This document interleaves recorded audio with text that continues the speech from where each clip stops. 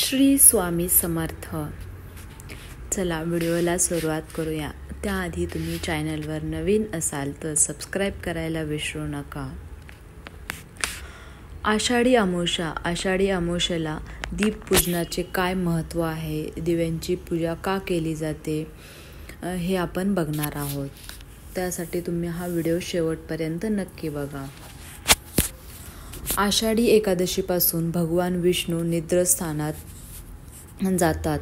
त्या दिवसापासून चातुर्मास सुरू होतो. हा चातुर्मास 4 महिन्यांचा असतो. हा चातुर्मास सुरू झाल्यानंतरची पहिली अमावस्या म्हणून आषाढ अमावस्या साजरी केली जाते.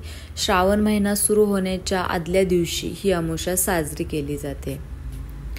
या अमावस्येला आषाढ अमावस्या, दीप अमावस्या म्हणून ओळखले जाते. महाराष्ट्रात या अमावस्येला गटारी अमावस्या म्हणून सुद्धा ओळखले जाते. यंदा दीप अमावस्या महाराष्ट्रात 4 ऑगस्टला साजरी केली जाणार आहे. यंदा श्रावण महिना 5 ऑगस्टला सुरू होणार आहे. त्यामुळे आदल्या दिवशी 4 ऑगस्टला ही दीप अमावस्या मोठ्या उत्साहात साजरी केली जाणार आहे. दीप अमावस्येला दिव्यांची खास आरास केली जाते आणि त्यांची पूजा केली जाते. या दिवशी दिव्यांची पूजा करण्याचे खास महत्त्व मानलं जातं. अमावस्येला दिव्यांची पूजा करून श्रावण महिन्याचे उत्साहात स्वागत केले जाते.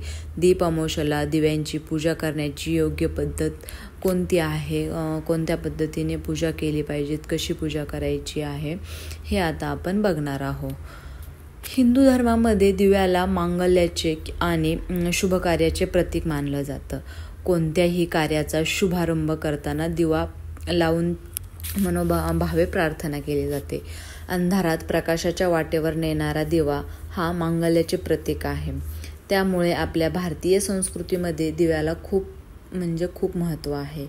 आता दीपपूजन कसं करायचं आहे हे आता आपण बघणार आहोत.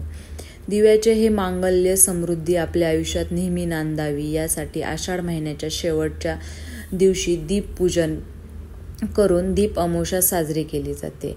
या दिवशी दिव्यांची पूजा केल्याने देवाची आपल्यावर कृपा राहते आणि आयुष्यातील अंधकार दूर होऊन आयुष्य प्रकाशाने उजळते असे देखील धार्मिक मान्यता आहे. तसेच या दिवशी दिव्यांची पूजा केल्याने घरात सुख, समृद्धी, शांती राहते, ऐश्वर्य लाभतं असं म्हणण्यात आलेलं आहे. दिव्यांची पूजा करण्याची कोणती योग्य पद्धत आहे ती आता आपण बघणार आहोत.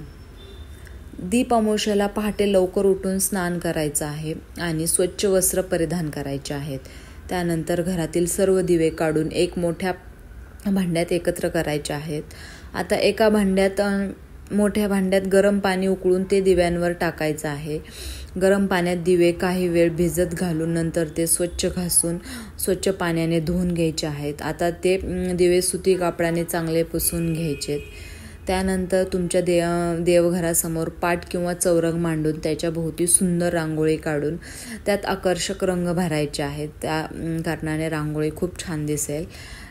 आता त्यात पाटावर किंवा चौरंगावर लाल कलरचं किंवा लाल रंगाचं वस्त्र किंवा गुलाबी रंगाचं वस्त्र अंतरायचं आहे आणि त्यावर ते दिवे सर्व मांडायचे आहेत. आता त्या दिव्यांवर हळदी कुंकू लावायचं आहे, फुले वाहून त्यांची पूजा करायची आहे. त्यानंतर ही दिवे प्रज्वलित करायचे आहेत आणि त्यांना हात जोडून नमस्कार करायचा आहे. नमस्कार करताना जे वाईट विचार, वाईट निगेटिव्ह एनर्जी जे काही तुम्हाला नमस्कार करायचा आहे त्याच्यामध्ये बोलायचं आहे. दीप अमावस्येची पौराणिक कथा वाचायची आहे.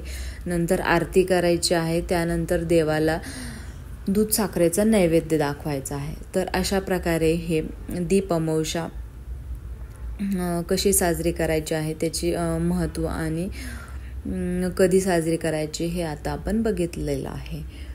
व्हिडिओ जर हा तुम्हाला आवडला असेल तर लाईक करा आणि चॅनलवर नवीन असाल तर सबस्क्राईब करायला विसरू नका. श्री स्वामी समर्थ.